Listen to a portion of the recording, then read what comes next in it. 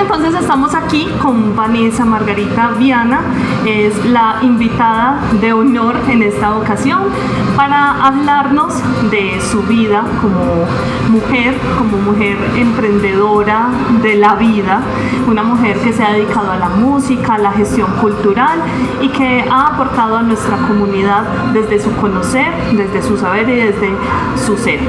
Vanessa, bienvenida y bueno, háblanos de quién es Vanessa Viana. Bueno, Sabri, primero un agradecimiento profundo por esta invitación, que como te lo decía cuando me hablaste de hey, vamos a hacer una entrevista, me honras, ¿cierto? A veces nos falta como también estos ejercicios en donde a través de los cuales nosotros nos podamos ver, ¿cierto? Y entender y hacer seguimiento de todo lo que hemos caminado. Y pues bueno, una pregunta fundamental, existencial, filosófica, y es ¿quién soy yo? Es un concepto que he venido trabajando desde que tengo memoria, porque mi máxima búsqueda ha sido eso, saber quién soy yo y qué vine a hacer a esta tierra, cuál es mi misión real. Y lo primero que he podido encontrar es que soy mujer. Y entenderme como mujer ha sido un acto también político, ha sido un acto de asumir posiciones y de asumir historia, pero también asumir sueños y retos. Entonces me asumo y me defino primero como mujer. Soy una mujer artista. Como artista me he desenvuelto en la música como cantante y ahorita pues me estoy desempeñando como docente, artista docente y también estudiante. También pues a lo largo de ese camino como estudiante he estado en diferentes procesos, desde la misma música, como estudiante de la Débora Arango y comunicaciones, y ahorita como gestora cultural, que un largo recorrido y caminar como empírica, pero ahorita me estoy profesionalizando con la Universidad de Antioquia y pues bueno, eso es lo que concretamente pude encontrar de quién soy yo. Lo demás nos volveremos a ver en 20 años y te diré con mucha más definición quién es este ser. Sí, igual es un constante cambio, entonces en este momento Vanessa es una y quizá en unos 5 o 10 años sea una completamente diferente. Bueno, Vanessa, ¿por qué elegiste dedicarte a la música? Bueno, la música, yo tengo que comenzar nombrando que nací un 22 de noviembre. 22 de noviembre es el Día de la Música. Entonces no es una elección mía, es una elección divina. Y la responsabilidad de hacer música está decretada desde antes de nacer. Y por eso el mismo día en que soy parida por mi madre y llego como habitante de este mundo.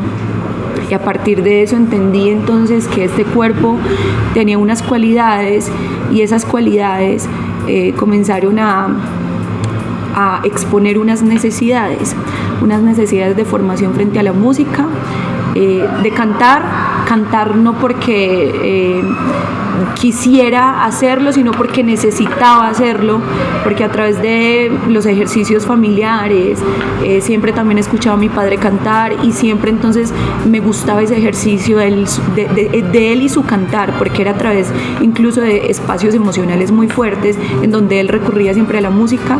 Y desde las canciones que escuchaba desde niña siempre era reproduciendo eso que escuchaba, y yo mismita, solita, empecé desde muy chiquita, como hacían convocatoria a procesos musicales y ahí estaba yo. Y bueno, no solamente la música, también el teatro, también la danza, cosas que me han complementado este ejercicio artístico, musical, pero entendiéndolo también como parte de esto que soy, ¿cierto? Entonces, ¿por qué llegué a la música? No, la música llegó a mí y yo ya estaba destinada a hacer esto que hago y pues bueno, a hacer todo lo que me falta también por hacer. Entonces, no sé cómo más responderte esa pregunta, más allá de decirte que no es una elección mía, es una elección, es una misión la música en mi vida. Y pues bueno, ese es el recorrido. Bueno, ¿y qué ha aportado o cómo ha alimentado la música a tu vida? ¿Cómo no ha aportado? A ver, la música es el hilo fundamental y el hilo de guía para mi vida. Es mi lugar de resguardo, es mi lugar favorito en el mundo. Mira, ayer nada más y nada menos me veía en una foto y me enajenaba de esa imagen y me recordaba, ahí es mi lugar favorito con ella. ¿Quién es ella? La música, mi voz. Hay un proyecto que yo vengo trabajando y se llama La Casa en el Árbol. La Casa en el Árbol llega en un momento de emocionalidad, como muchos que he tenido en mi vida. Yo todos los días tengo una línea emocional, como todo ser humano, ¿cierto? Aunque hay un tema de sensibilidad muy fuerte dentro de mí, y es lo que me acerca tanto pues como a los ejercicios musicales. Y en algún momento he recurrido a la música como para fortalecerme, para aguardarme, para sostenerme. Y en uno de esos momentos alguien me compartió música, y dentro de ese existencialismo que vivía me compartió una canción, un rap llamado La Cabaña en el Árbol. Yo comienzo a escucharla y dice algo como de que, como un niño que se aísla,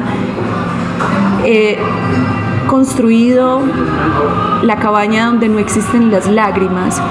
Aquí la abuela no se ha muerto, aquí no te obligaron a pasar página, aquí sí se valora cuando un corazón se abre. Bienvenidos a mi cabaña en el árbol, que de estas 4 paredes no salgo y este es mi espacio. Ese día entendí que ese sueño de todo niño y de todo ser humano, que es construir un lugar seguro, que es construir una casa en el árbol, era también mi lugar. Entonces mi lugar de cabaña en el árbol o de casa en el árbol era la música, y ha sido la música eternamente. ¿Cómo me ha aportado? Desde la fuerza. Hay voces que no son mías, hay letras que no son mías, sino que llegan a mí para ser transmitidas. Y sonará muy ambiguo, sonará muy sideral todo lo que hablo, pero es el llamado mismo a lo que me ha convocado la música. Entonces, resumiendo la respuesta para esa pregunta, la manera como me ha aportado la música es desde la vida misma. La música para mí es vida, y el día que deje yo de hacer música, o deje yo o cuando yo calle, así como callan tantas voces, pues callará mi propia vida, ¿cierto? Y que mi canción sea entonces un canto al infinito. El aporte ha sido fundamental, el aporte ha sido de catarsis, ha sido también de debilidad, ha sido también de confrontación, de reflexión, de qué escucho, cómo lo escucho y qué quiero entregarles yo a las personas a través también de eso que escuchamos. Porque dentro de ese proyecto llamado La Casa en el Árbol se define algo que lo que escucho soy. Y en eso voy, haciendo un descubrimiento. Muy bonito. Bueno, y entonces, a partir de eso, de esa experiencia con la música, de cómo ha influenciado la música tu vida y tu proceso como persona, ¿cómo crees que es ese impacto que tiene la música en el desarrollo de la sociedad en cuanto a educación y a cultura? Bueno, mira, es la pregunta precisamente que yo vengo haciéndome hace muchos días, dentro como de esas confrontaciones de las que te hablaba, ¿cierto? Y es, ¿uno para qué hace música? Yo veo un concierto, por ejemplo, y las gentes son enardecidas, hay una emoción latente, una pasión desbordante dentro de todos esos actos, y mi pregunta es, ¿por qué la música ha sido un conector dentro de lo que somos como humanidad? No tengo la conclusión, no tengo la respuesta, pero tengo unas esquirlas de respuestas, y es que a través de ella tenemos la posibilidad de la libertad. Y en ese concepto de libertad, entonces no solamente te voy a hablar de música, sino que te voy a hablar de lo que es el arte en general. Me hablabas de la cultura, me hablabas de la sociedad. La cultura, como lo diría la Real Academia Española, la cultura es toda manifestación que una comunidad tiene, pues, para expresarse, ¿cierto? Y ahí entonces hablamos incluso de la gastronomía, hablamos de las formas de vestir. Eso se supone que son las libertades de las comunidades, ¿cierto? Pero que ha estado condicionada a través de ciertas estructuras, hablando un poco de política de alguna u otra manera, que la política no es solamente lo partidista, sino lo que nos permite asumir una posición. Y eso ha estado condicionado, ese sentir social, esa manifestación cultural ha estado supeditada por qué es políticamente correcto, qué debes tú sentir, que incluso nos dicen que también podemos sentir. Ahí la frase tan cortica y tan recalcitrante de los niños no lloran, ya les estamos diciendo entonces qué tienen que sentir, ¿cierto?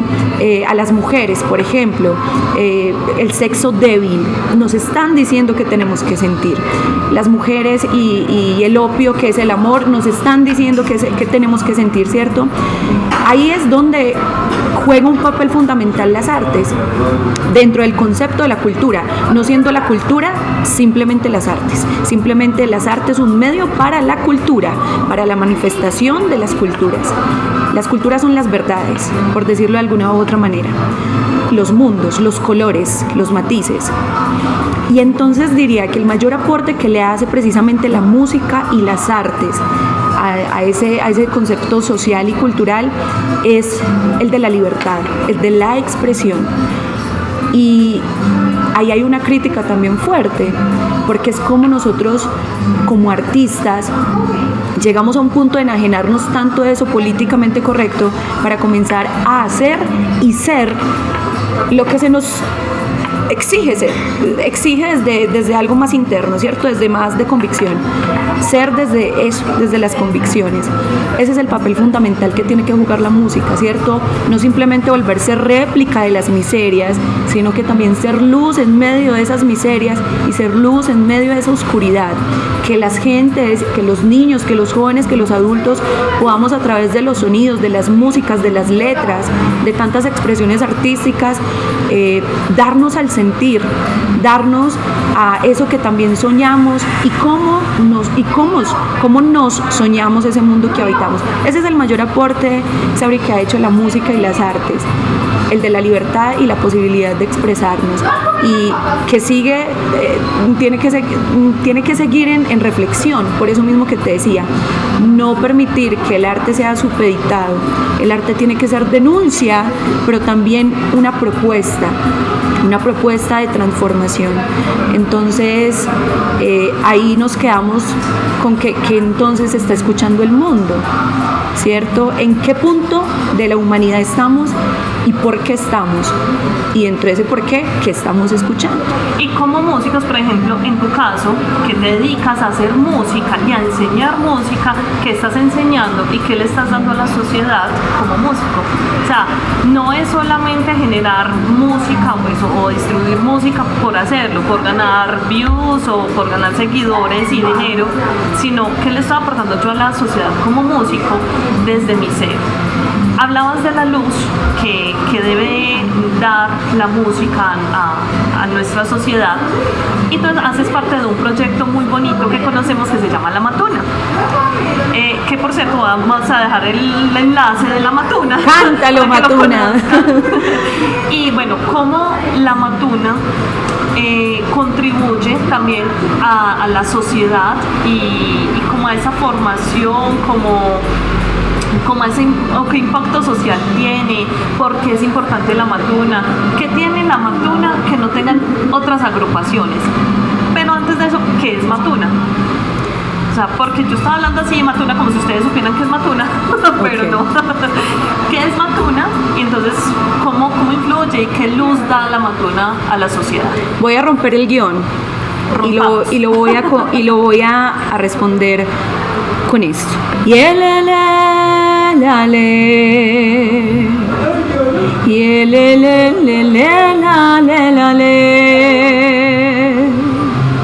Mi niño despierta,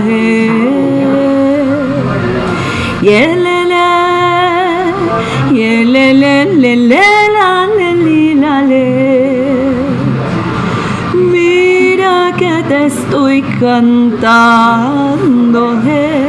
y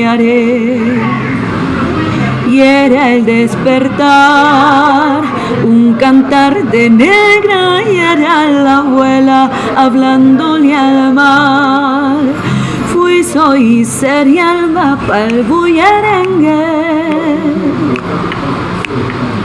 Hoy mi sangre anuncia de dónde vengo, donada de un viento sin final. Conocí mi historia, aún sin vivirla, tejida en el vientre de mamá. Y era el despertar un cantar de negra, y era la abuela hablándole al mar. No hay manera más honesta de hablar de la Matuna y de hablar de mí misma que con un bullerengue, una escuela que ha sido para mí fundamental en la búsqueda de lo que soy yo y mi misión en la vida. La Matuna es el primer palenque que se instaura en Colombia de los negros y marrones. Los negros y marrones eran los rebeldes, los negros que se negaron a ser más esclavizados y comenzaron a irse a tierras lejanas para poder hacer sus propias casas, sus propios hogares, denominados palenques.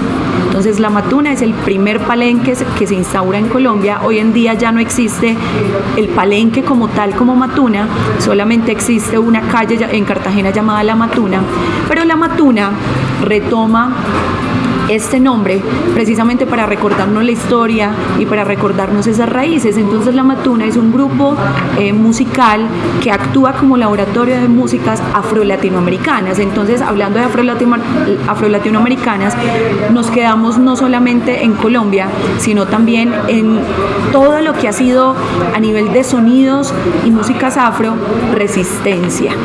Tenemos incluso un proceso llamado músicas afroperuanas, que es encontrarnos en toda la zona latinoamericana, todo eso que también nos ha construido como continente.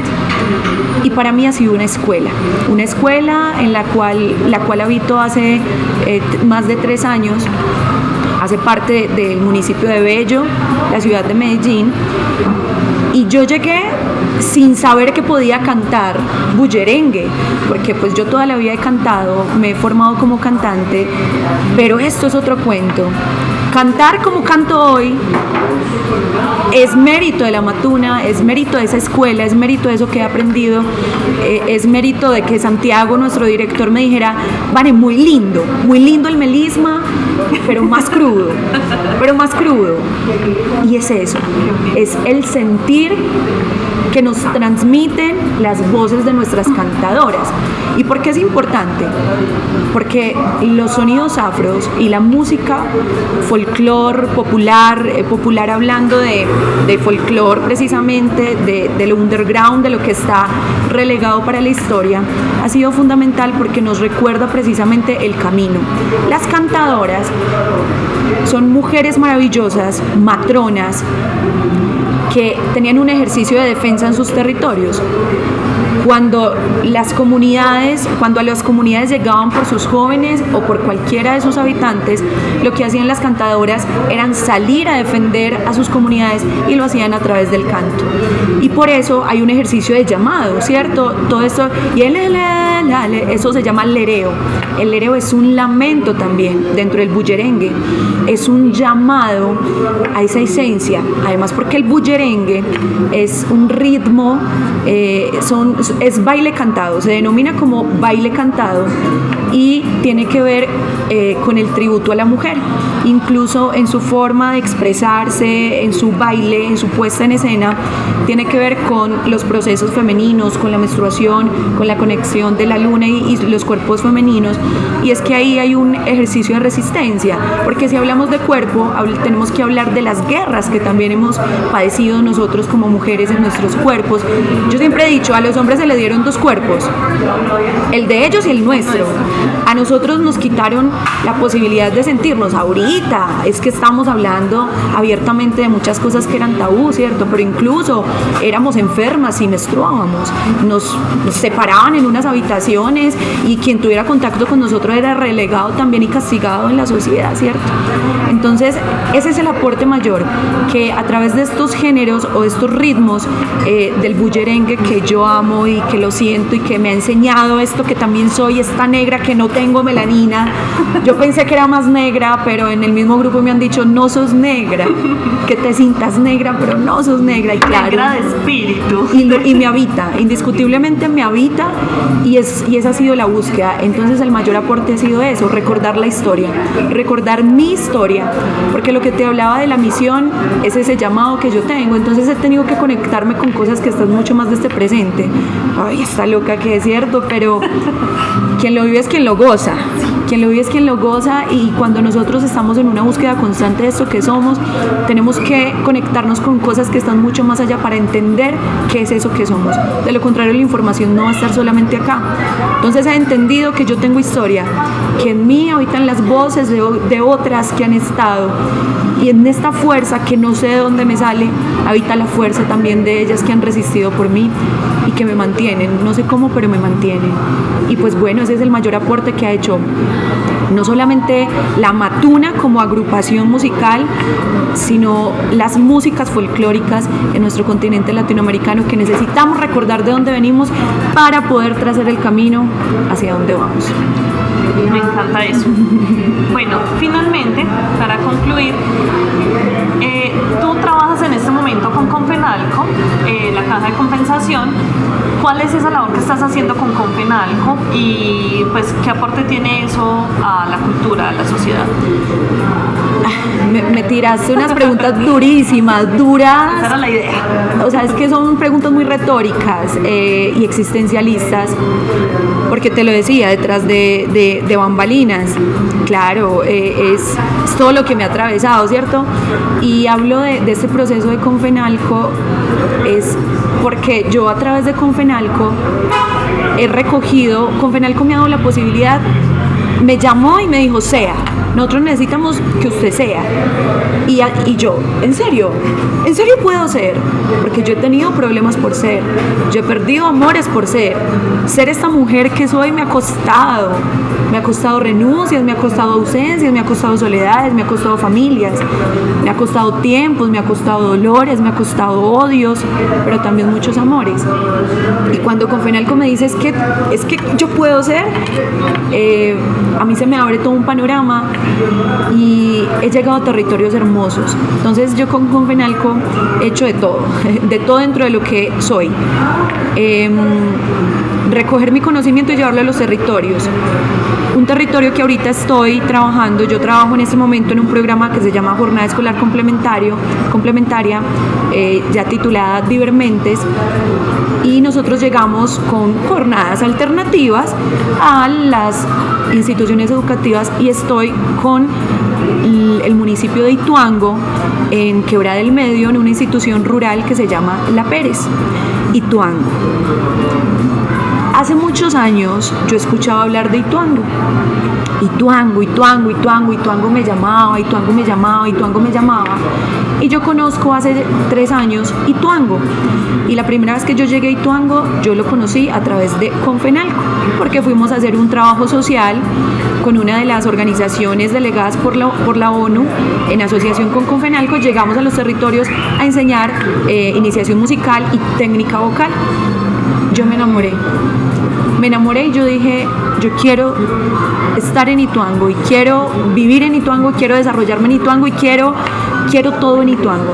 Y Ituango empezó a abrirme las puertas y llevo ya 3 años en Ituango, frecuentando el territorio, conociendo las gentes, y llegué a una vereda llamada Quebrada del Medio, ya lo decía, que está en Chiva, a 2 horas de la cabecera, una zona paramilitar, una zona aislada por las distancias de las posibilidades artísticas, ¿cierto? La gente y allí los niños no tienen otra posibilidad posibilidad más que sus montes, unos montes con fronteras incluso, porque hay horarios. Tú no puedes estar más de las 5 de la tarde allá porque no responden por ti, y es así de clara la orden. Y cuando tú llegas el primer día a clase y yo les pregunto a los niños cuál es tu superpoder y cuál es tu sueño de grande, y que un niño de 13 años te diga quiero ser paramilitar, es una realidad que yo digo, ¿y aquí cómo voy yo? Ahora, ¿yo qué voy a hacer acá? ¿Quién soy yo para transformar la mentalidad de un niño que ha vivido toda la vida en ese entorno? Que para él, yo no puedo llegar a decirle, Davinson es malo, no puedes elegir eso porque para él eso es bueno, porque para él eso es el poder. Y eso es normal, ¿lo sabes? Y es su zona de seguridad, o sea, ellos es su zona de seguridad. El profe, vamos a comprarnos un carro y a vender mercancía. Y yo, claro, de una. ¿Qué vamos a vender? Droga. Entonces uno ¿cómo? Ahí es donde uno hace todo una remembranza de lo que hemos hecho para llegar de la manera más asertiva a esos niños y no decirles no es esa la forma, sino que entregarles otras formas. Y eso es lo que hemos hecho en Ituango, eso es lo que he intentado hacer, intentado con todo el amor, nada más que amor y arte, sin ser fácil, a veces siento que ha sido inútil. A veces siento que no es suficiente lo que pueda yo sentir y mostrarles a ellos, porque finalmente yo voy cada 8 días, salgo al territorio, pero ellos siguen estando en su territorio y su seguridad sigue estando en manos de ellos. Antihéroes.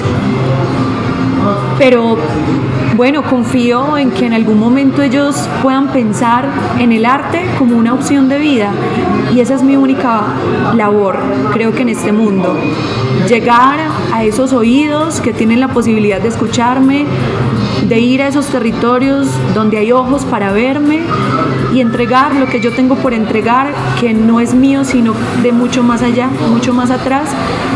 Y bueno, yo soy simplemente un medio, esa es mi labor con Confenalco, llegar a transformar territorio a través del arte. Qué bonito.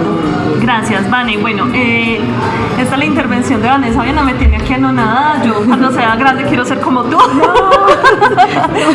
Me falta mucho por crecer a mí. La invitación es a que desde nuestras labores, desde nuestras profesiones, busquemos ser esa luz que transforma, que forma, que educa, que no pensemos que solamente es algo que está aquí, porque miren, Vanessa empezó acá en Santa Rosa. De hecho, yo a Vanessa la conozco hace años, la distingo, no puedo decir que la conozco. Una gran poeta, ella una gran poeta. Pero gracias. Vanessa empezó aquí y miren, transformando, en realidad sí, es una transformación de territorio a nivel departamental. Es muy importante lo que estás haciendo por nuestra cultura, por nuestra sociedad, con la música, que eso nunca muera. Así que bueno, muchísimas gracias por aceptar la invitación, por esta entrevista tan fructífera. Espero que todos hayan sentido ese calorcito que yo sentí acá en este momento, esa luz tuya que nunca se extinga. Gracias. Amén, dicho está, hecho está, y que no se calle el cantor, porque si se calla el cantor, calla la vida. Y cántalo, Matuna. Y cántalo, Matuna. ¡Ay, nada más!